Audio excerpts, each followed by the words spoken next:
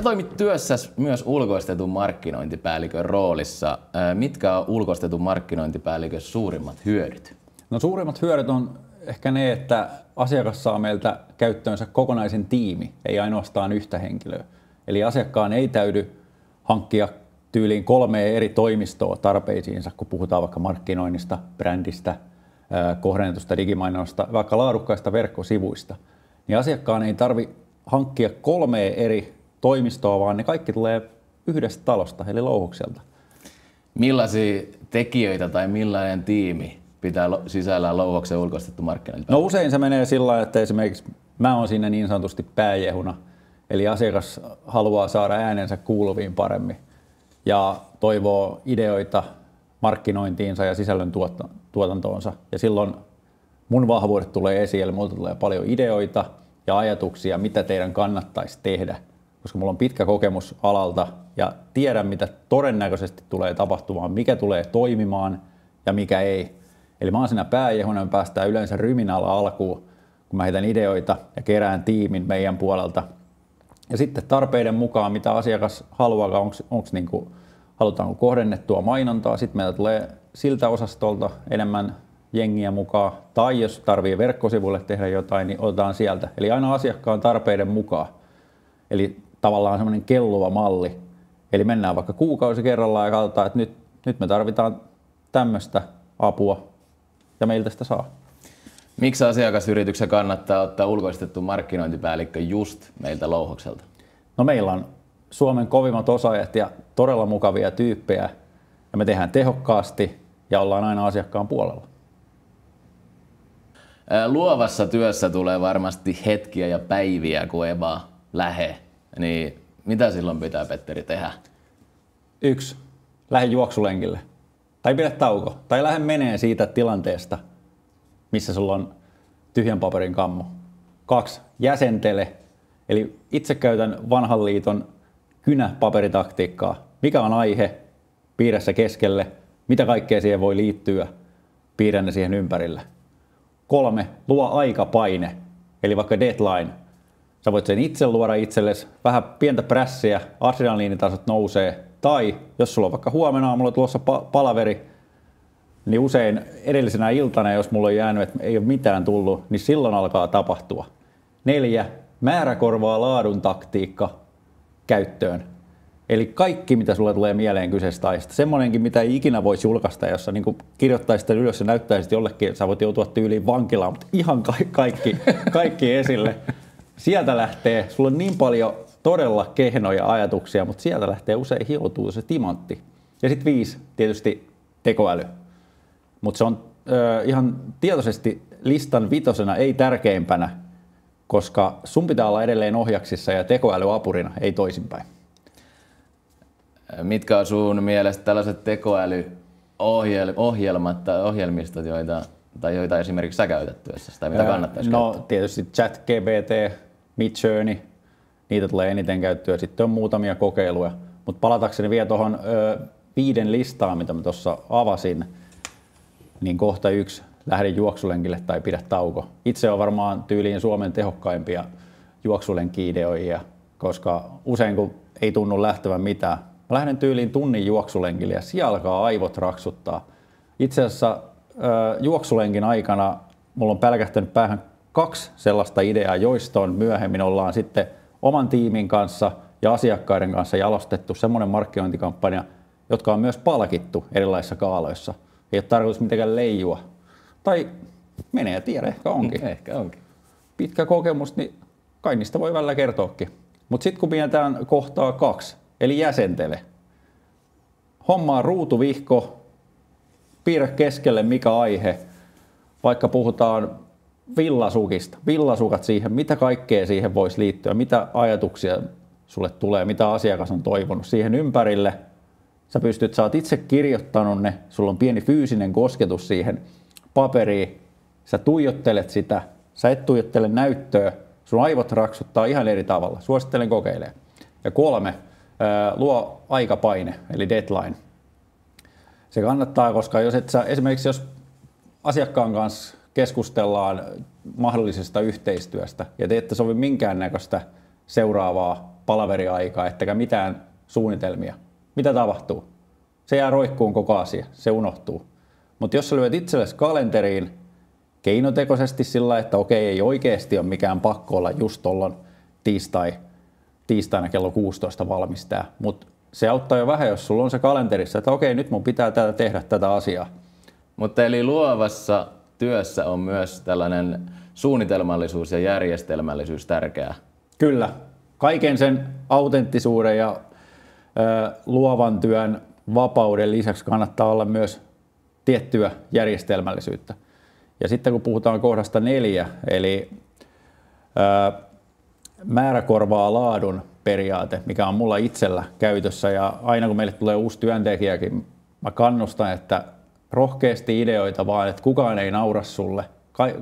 Kaikki on luovia ihmisiä, mutta usein niin kuin tietyt ihmiset vaan uskaltaa sanoa niitä ideoita. Kannustan aina, että kaikki ideat vaan pöytään, koska usein niistä aivan surkeimmista omasta mielestä ideasta muodostuukin aivan loistava. Esimerkiksi mulla on taktiikka, kun menen uuden asiakkaan luokse. Mulla on sanotaan 10 ideaa. Mä esitän ne 5 ideaa. Asiakas melkein nauraa mut pihalle sieltä palaverista. Mä oon puolin olona, siinä vähän punastunkin. Ja sitten 2 ideaa, mistä asiakas alkaa itse, että hei, mehän ei olla muuten mietitty. Meillähän on muuten se HR-puolen Minna on täällä. Ja sitten siitä lähtee ihan uskomaton keskustelu. Ja he tavallaan itse luo sen oman sisältösuunnitelmansa, niin kuin kärki-ideat. Ja sitten saattaa olla sieltä 5 kohtalaisesta ehdotuksesta niin yksi semmoinen timantti, jota lähdetään sitten rakentamaan saman tien. Se saattaa olla sitten, näkyy ympäri nettiä ja TV-mainoksessa se yksi ajatus, mikä on joskus tullut ehkä juoksulenkillä itselle, niin sitä lähdetään sitten yhdessä työstä. Eli tällä tavalla määrä korvaa laadun omasta mielestäni. Ja sitten vielä 5. tekoäly, joka on tietysti nykypäivänä melkein välttämätön tällä luovassa työssä. Mutta kuten sanoin, niin se on hyvä, että itse on siinä ohjaksissa ja tekoäly on apuri, eikä toisinpäin. Mites kun sulla oli kohta 1 just tää, että lähde juoksulenkille, niin miten paljon tulee juoksukilometrejä vuodessa, viikossa, kuukaudessa? Viikossa semmoinen 50-100 kilsaa. Että siis voisit laskea kertaa 50. Tulee kipitettyä. Tunnen olevani silloin vapaa. Ja se on niin kuin sanoin, niin tehokasta työaikaa myös tavallaan, koska silloin mun aivot jotenkin niin kuin pääsee irti. Millainen sisältö jää ihmisten mieleen? No oma esimerkki, josta se käyttää, niin itse on aina tunteisiin vetoavaa ja tarinallista sisältöä ja myös konkreettista. Otetaan vaikka esimerkiksi iltapäivälehtien luetuimpia uutisia aina. 5 vinkkiä, millä pääset kesäksi kuntoon. Se on konkreettinen. Tai tunteisiin vetoava oma esimerkki. Olen tehnyt paljon vapaaehtoistyötä yksinäisten ikäihmisten parissa. Olen kertonut tarinaa jo edesmenneestä ystävästäni Osmosta, jonka luona kävin koirapoikani Sepon kanssa vuosikausia. Kerroin tarinoita meidän kohtaamisista, mitä me tehtiin. Käytiin Siuron Koskipaarissa kahvilla ja se oli Osmolle maailman tärkein juttu. Se on tunteisiin vetoavaa. Samalla mä inspiroin ihmisiä lähteä mukaan vapaaehtoistoimintaan. Eli tällä. Ja tätä on myös, nämä itse asiassa osuu myös aika hyvin, koska tätä on myös tutkittu ja tästä on tehty myös, Heathin veljekset on tehnyt myös kirjan nimeltä Made to Stick, missä on, he tutki valtavan määrän erilaisia artikkeleita ja sisältöjä ja sieltä löytyi 6 teemaa, mitkä aina toistu semmoisissa sisällöissä, jotka on tosi tarttuvia. Eli yksinkertainen, yllättävä, konkreettinen, luotettava, tunteisiin vetoava ja tarinallisuus. Eli jos mä avaan hyvin lyhyesti esimerkiksi yksinkertainen yksi asia, minkä sä haluat jostain aiheesta sanoa. Sehän on vähän niin kuin yritettäisiin tehdään brändityötä. Mikä yksi asia, minkä sä haluat kertoa tästä sun tuotteesta tai palvelusta tai mitä me halutaan mainoksessa kertoa. Esimerkiksi vaikka turvavyökampanja. Laita se turvavyö kiinni tai sä kuolet. Se on aika yksinkertainen sanoma. Ja se on itse asiassa vähän kun miettii, niin no aivan, onhan siinä. Tai yllättävä. Vähän niin kuin rikot odotuksia. Mitä asiakas ei ehkä odota, mitä on yleensä kuullut. Vaikka palovarottimia mainostetaan. Aina sanotaan, että okei, onko palovarattimet katossa, se piippaa sitten, jos jotain tapahtuu. Kaikilla pitää olla palovarati. Mutta jos sen kääntäisi vaikka toisinpäin, esimerkiksi onko teidän perheellä suunnitelma, jos tulee tulipalo, miten pääsee 10 sekunnissa saman tien, kaikki pääsee turvallisesti ulos. Se herättää vähän jo, että okei, eipä ole muuta. Voisi miettiä sellaista. Se on eri näkökulma. Yllättävä. Tai konkreettinen. Esimerkiksi meillä on yhteistyökumppanuus nyt auttamisesta arkea lahjoituspalvelun kanssa.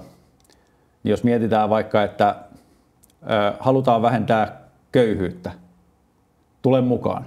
Sehän on aika yleinen, eihän se niinku kerro oikeastaan yhtään mitään. Mutta esimerkki sitten auttamista arkean sivuilla. Nyt voit lahjoittaa vaikka 10 euroa ruoka-apuun. Sillä mahdollistat 5 hävikkiruokakassia vähävaraisille. Se on aika konkreettinen. Sieltä tulee heti, että okei, kyllä mä nyt 10 voin pistää. Mä saan sillä lahjoittua 5 ruokakassia. Se on aika hieno. Tai sitten kohta 4, luotettavuus, uskottavuus. Esimerkiksi joku asiantuntija, joka tietää asiasta yksityiskohtaisesti, suosittelee jotain tuotetta, vaikka mainoksessa kokenut hammaslääkäri näyttää hammastahna-purkkia, että mä käytän muuten tätä ja 9/10 mun kollegoista käyttää tätä hammastahnaa, niin kyllä mä semmoinen hammastahnapurkin ostan. Ja se hampaat kiiltää raisioon asti siinä. Tai jos otetaan tunteisiin vetoa, ehkä yleisin, mikä tulee nopeasti mieleen, on vaikka puhutaan ilmastonmuutoksesta, hoikka, jääkarhu, jäälautalla. Siinä on pieni jääkaistalle siinä. Sehän kertoo jo saman tien, tulee pieni pisto sydämeen kaikille. Tai tarinallisuus. Esimerkiksi oma koirapoikani Seppo, iso somesuosikki, on kertonut hänen tarinaansa eri somekanavissa vuosikausia. Hymyilevä koira, se on kasvanut isoksi ilmiöksi. Tai 3M-yhtiön Post-it-laput. Tiedätkö, mitä tarina siinä Post-it-lapun taustalla on itse asiassa? He yritti kehittää superliimaa, semmoista, että nyt on maailman kovin liima, että tää pysyy kaikki kiinni. Mutta siitä tuli aivan fiasko, että se irtoili koko ajan, mutta sitten ne huomasi, että hei, tämähän niinku, tätä pystyy, että kun tämän pistää tohon, niin sen pystyy, se jää siihen kiinni, mutta sen pystyy irrottaa ja sitten sen pystyy pistämään uudestaan kiinni ja irrottaa tähän alustalle. Että tässähän on jotain ideaa, siitä syntyi Post-it-lappu, mikä on ihan ilmiö, tekee varmaan aivan hirveätä hilloa pelkästään sillä. Mut joo. Tässä näitä mielejä. Ylipäätään sisällön ja luovuuden paradoksi, voisin sanoa, niin kun sä näet netissä esimerkiksi muutaman kappaleen pituisen tiedotteen, informatiivisen, aivan loistava, ei ole mitään jossiteltavaa. Sitä on voitu pohtia monen ihmisen toimesta yhden työpäivän verran. Jokaista sanajärjestystä, jokaista sanaa on mietitty adjektiivia. Että okei, nyt me vaihdetaan tämä adjektiivi, että tähän ei pysty iskeen kukaan. Tai televisiossa näet sykähdyttävä 15 sekunnin mainoksen, joka on niin kuin, että wow, mä haluan ostaa ton tuotteen, toi on niin kuin, mä en ole ikinä ajatellutkaan tätä. Sä näet sen 15 sekunnin mainoksen, sitä ollaan luultavasti suunniteltu vähintään kuukausia, luotu ja kirjoitettu ja työstetty. Tai luet kirjaa, luet sieltä mahtavan runon tai jonkun yhden sivun verran tekstiä, mistä saat enemmän oivalluksia kuin koko työuras aikana saanut tai koulutaipaleessa aikana saanut. Sä saat yhdestä sivusta enemmän elämänviisauksia ja oivalluksia. Niistä kirjaa on saattu kirjoittaa vuosikausia, vuosikymmen. Mä en edes tiedä, mitä mä yritän tällä sanoa, mutta tämmöinen niin kuin sisältöjen tekeminen ja luovuus, se on aika ihanaa ja kauheeta. Mutta ilman sisältöjä ja ideoita, mitä meillä on, ei meillä ole mitään. Miten sitten, kun nykyään internet on pullollaan kaiken maailman sisältöjä ja on myös paljon kanavia, mistä tulee sisältöä ihmisten silmille ja korville ja kaikille aisteille, niin miten vaikeaksi sä koet sen erottumisen siinä meressä? Se on todella vaikeaa se erottuminen ja ehkä se ongelma on usein uusilla sisällöntekijöillä ja yrityksillä, että he odottaa, että saman tien alkaa tapahtua jotain. Että me tehdään nyt sisältöä, että nyt erotutaan tällä, mutta se pointtihan on siinä, että toistojen kautta pitkäaikaista määrätietoista työtä, sitä oman näköistä työtä, sä voit sillä erottua. Ja tietysti kannattaa ottaa myös louhos tässä apuun, koska mehän pystytään sitten myös tekemään sitä kohdistettua mainontaa, koska orgaaninen näkyvyys on monessa kanavassa aivan fiasko nykyään. Koska ne kanavat haluaa, että maksetaan sitä kohdennettua näkyvyyttä, mutta se myös kannattaa. Se on aika kustannustehokasta, että sen avulla saa paljon aikaiseksi. Ja me pystytään näyttämään se ihan reaaliajassa, että okei, tämä toimii, tämä ei. Tehdään muokkauksia, mikä ei toimi ja näin. Niin, eli kun se nykyään vaatii just useimmiten myös rahallisia panostuksia, että se sun sisältö näkyy ihmisille, kyllä, niin siinäkin korostuu sen tärkeys, että miten hyvää ja pohdittua, mietittyä se sisältö on. Kyllä. Ja ei ole mitään järkeä siis edelleen välillä näkee, että tehdään aivan mahtavaa, todella tyylikästä sisältöä ja puhuttelevaa eri kanavia, mutta ei olla lopulta mietitty, että okei, me ollaan tehty nyt tämä sisältö, nyt ne on laitettu kanaviin, mutta mitä sitten? Et ei se riitä, että sillä on nyt sitten 422 näyttökertaa. Sehän on ihan turhaan kaivoon heitettyä rahaa, että ollaan panostettu siihen sisältöön, mutta sitten pitäisi myös miettiä, että missä sitä näytetään ja siihen kannattaa myös panostaa rahaa. Että ei vaan tehdä hieno sisältö ja kokeillaan vähän, että kai sitä joku tykkää. Mutta sitten kun siinä on hyvä suunnitelma, tietty budjetti, tämän verran tehdään missä kanavissa ja kelle me halutaan sitä näyttää, niin sitten voi alkaa tapahtua ja ohjataan heidän vaikka verkkosivuilleen ja sitten hommat rullaa. Niin joskus metsässä huutaminenkin on ihan hyvä asia, mutta ehkä ei markkinoinnillisessa tai myynnillisessä tapauksessa. Naulan kantaa, Juhani. Mitäs sitten tekoäly? Onko se sun mielestä uhka vai mahdollisuus luovan alan tekijöille ja miten sä hyödynnät sitä omassa työssäsi? Pääosin suuri mahdollisuus ja hyödynnän omassa työssäni päivittäin. Pääosin tietty ChatGPT ja ehkä Midjourney myös lähes päivittäin ja sitten muutama muu, muun muassa videoihin ja ehkä vähän musiikkiinkin liittyvä tekoälysovellus. Mutta ChatGPTn kanssa tulee palloteltua paljon, mutta pidän edelleen tärkeänä, että ne ohjakset pysyy mulla itsellä. Sinä olet isäntä, tekoäly on renki. Kyllä. Ja se on myös, mä oon itse huomannut, että jos mä annan tekoälylle liikaa valtaa ja että syötän vaan tiettyjä toiveita ja vähän keskustelen ja toivon, että sieltä päästä tulee ne kaikki ratkaisut ja ajatukset, niin se on vaarallista mun omalle luovuudelle, koska jos mä teen sitä pitkään, niin se mun oma luomisen tuska ja pinnistely, se heikkenee itse asiassa. Se edelleen vaatii sitä, että niitä ajatuksia ja ideoita asiakkaiden eteen, niitä tarvii oikeasti ponnistaa. Se on se autenttisuus edelleen läsnä. Ja mä pidän sitä tärkeänä, että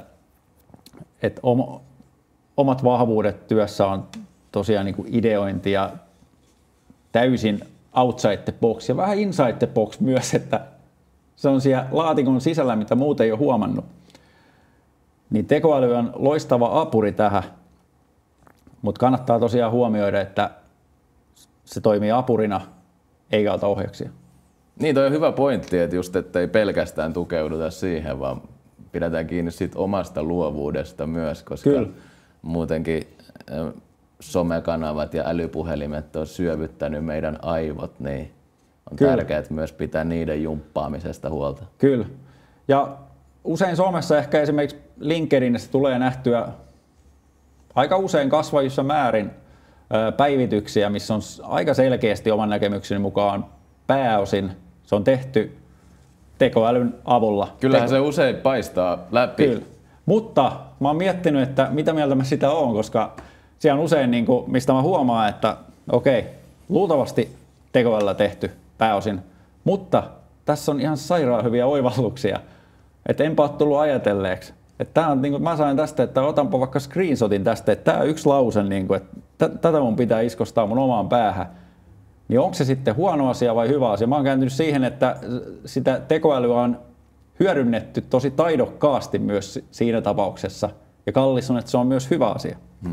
Niin sit sä oot silleen, että vau, onpa hienosti hyödynnetty. Kyllä. Joo, ja tärkeimpänä pointtina, että okei, mä sain tästä oivalluksen. Sehän se niin kuin usein mun mielestä se niin kuin päivitysten ja sisältöjen yksi tärkeimpiä asioita onkin, että katsoja saa jotain apua siitä itselleen.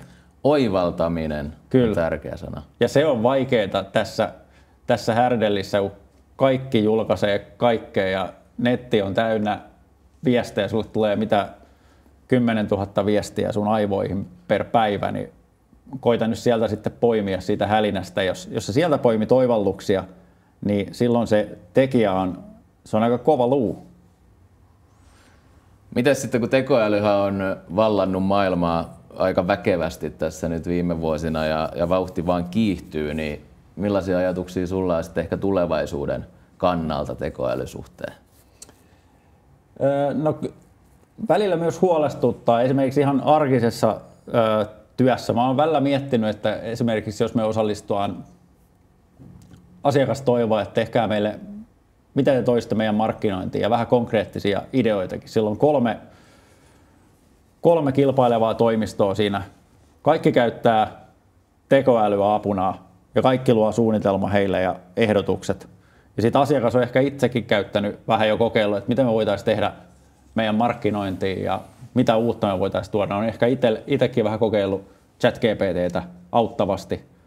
Sitten meidän toimisto ja 2 muuta toimistoa tulee sinne vuorotellen sinne esittämään ideansa ja kaikilla on vähän samanlaisia tasapaksuja, kädenlämpöisiä ajatuksia, mitä asiakas itsekin on jo miettinyt. Ja huomaa, että tekoäly on ollut liian suuressa osassa tässä. Niin se ei ole kyllä hyvä suuntaus. Tämä on ihan skenaario, mitä mä oon miettinyt päässä. Eli korostan tässä, että edelleen niille asiantuntijoille ja autenttisille aivoille on tilaa ja sitä ei pitäisi koskaan unohtaa.